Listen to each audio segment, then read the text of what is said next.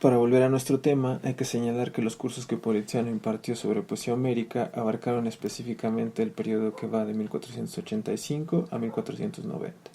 Dos de las prelecciones de tema homérico, la Silva, intitulada Ambra, compuesta en verso, y la Oratio in exposizione Homeri, escrita en prosa, pueden ubicarse ambas en el año 1485. Comencemos con la prolucio en verso.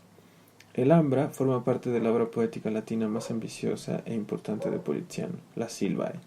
Por lo que respecta a estos poemas hexamétricos, debe señalarse que el modelo principal para su composición es Estacio. En ellos encontramos también un ímpetu repentino de inspiración, una consecución, digamos, arbitraria de los temas, y una desbordante erudición en la que cada palabra debe considerarse dentro de un amplio espectro histórico y literario. También se debe precisar que estos poemas corresponden claramente al género epidíctico o demostrativo. Lo que Poliziano busca probar en líneas generales es la magnificencia de la poesía y de los poetas, especialmente Homero, Hesíodo y Virgilio, a través de los poemas de tema bucólico, en el caso de la primera silva intitulada Manto, pastoril en el Rusticus y épico en el Ambra.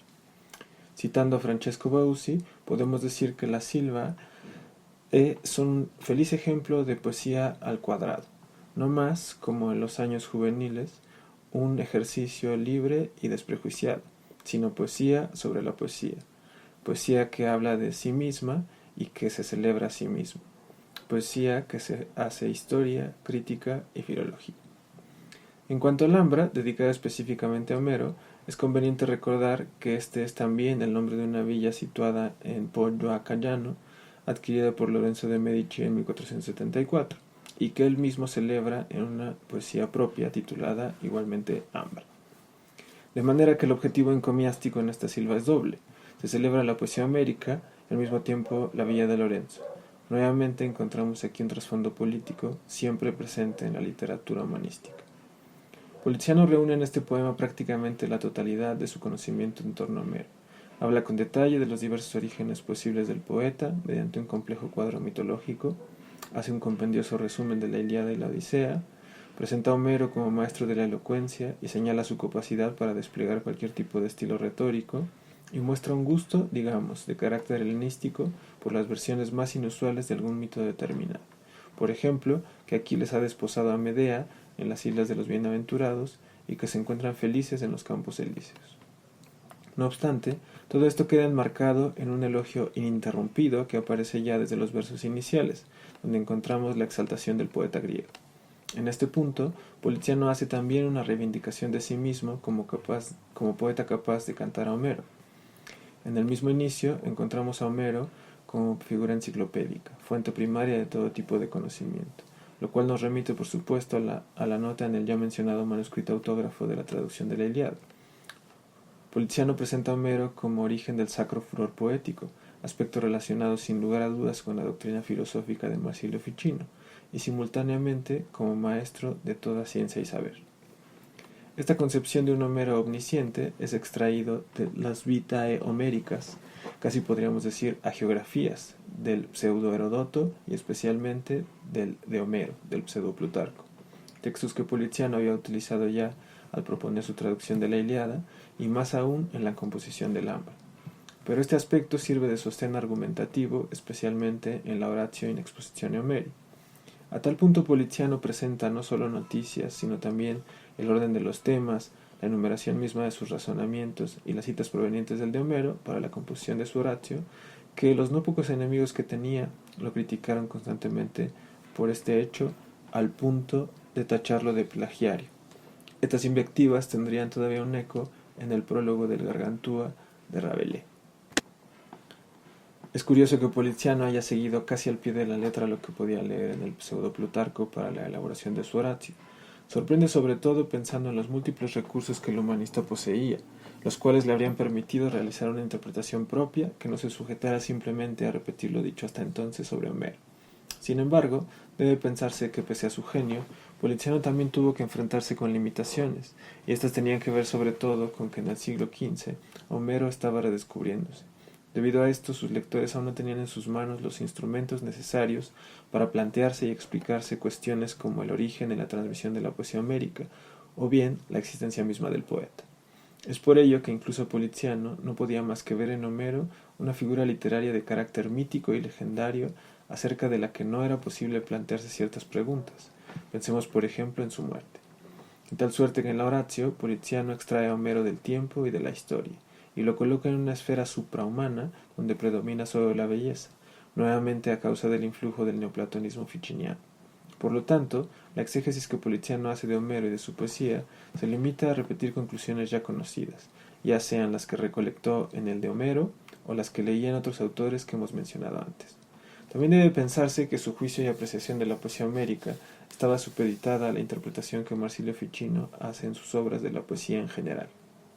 En suma, el Homero enciclopédico de la Silvae, en la Horatio, deviene detentor de todo el conocimiento, pero ante todo el filosófico y el científico.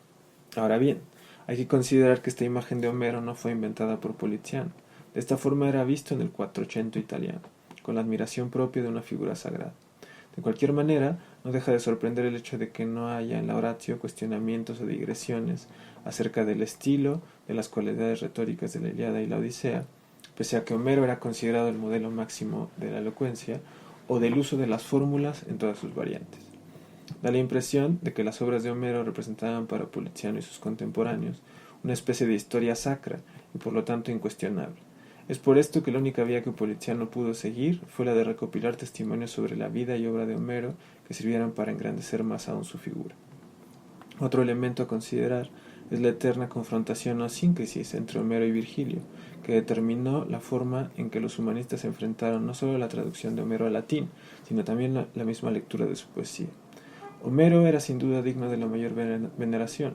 Veíamos ya que esta aproximación se encontraba presente en Dante 2 siglos antes, pero Virgilio estaba más cercano a la sensibilidad de los humanistas, un poco porque el neolatín que estaban forjando se cimentaba en gran medida en el estilo virgiliano, y además porque precisamente la veneración tributada a Homero lo convirtió en una figura divina, inalcanzable, a la que había que someterse. En cambio Virgilio, que se sabía era un personaje histórico y por lo tanto humano, le resultaba más cercano. Del afán académico de Poliziano hacia Homero conservamos todavía un esbozo de otra Prolucio y de un comentario dedicados a la Odisea que se conservan en el manuscrito parisino griego 3069 de la Biblioteca Nacional de Francia, que probablemente podamos ubicar en el año académico 1488-89 o bien 1489-90. En estas exiguas notas encontramos que el humanista continúa en la misma línea trazada en el Ambra y en la Horatio in Expositione Homeri. Especialmente las semejanzas con la Horatio son de llamar la atención. El elemento innovador en este discurso es la utilización sistemática de la poética de Aristóteles, específicamente de los capítulos 8, 23 y 24. En este sentido debe señalarse nuevamente la precocidad de Poliziano en cuanto a la lectura del texto griego de la poética. El ejemplar que el humanista utilizó es el manuscrito labrenciano 6014, que contiene sus apuntes de lectura, cuya editio princeps aparecería en Venecia hasta 1508. Más allá de esto, la Praelectio in Narratione Odiseae representa claramente una refundición de materiales ya utilizados por Poliziano en las anteriores prolusiones homéricas. Esto se puede comprobar desde el inicio mismo del texto, donde se alude al Ambra como legítimo poemate. Esto nos indica que Poliziano, al preparar sus cursos, considera a la par sus propias obras con las de los autores de la antigüedad con las que siempre había trabajado. Este punto es interesante porque puede servir como indicador de que el Ambra, que, como hemos visto, es un elogio de Homero y de Lorenzo de Medici, es también un elogio que Poliziano hace de sí mismo como poeta grandioso que celebra al poeta por antonomasia y al soberano más importante de la época, al menos a su juicio. Con respecto a la Praelectione y Narratione Odiseae, podemos decir que este opúsculo compendia los temas y tópicos ya presentados en el Ambra y en la Horatio, y por lo tanto no ofrece ningún cambio en cuanto a la interpretación de Homero y su poesía. Es decir, encontramos de nuevo el característico encomio hacia el poeta griego y la concepción de su poesía como fuente primigenia de todo tipo de saber. Pero más allá de esto, el discurso nos sirve para poner en claro que desde la versión del canto segundo de la Ilíada en 1469, el interés de Poliziano hacia Homero se mantuvo vigente hasta poco antes de su muerte. Debido a esto, podemos afirmar que Homero fue un autor que el humanista leyó y estudió constantemente, como lo atestiguan los textos hasta aquí presentados.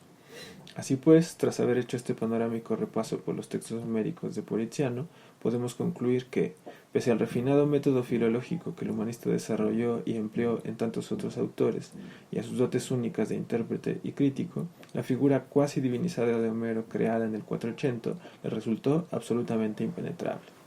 A tal punto llegaba la fascinación que Homero ejercía sobre Poliziano, que no tuvo más remedio que adoptar la postura de su época en cuanto al poeta griego.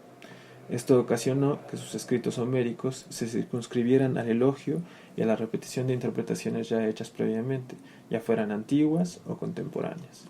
Aun así, debemos destacar su labor pionera como homerista, ya que su temprana versión de la Ilíada, así como los cursos que impartió en la Universidad de Florencia y las prolusiones que de ellos conservamos, si bien no resolvieron los problemas íncitos en la poesía homérica, sin duda sirvieron como punto inaugural para una lectura distinta, ante todo más profunda, de la Ilíada y la Odisea, que daría pie a lo que siglos más tarde se convertiría en lo que ahora todos conocemos como cuestión homérica.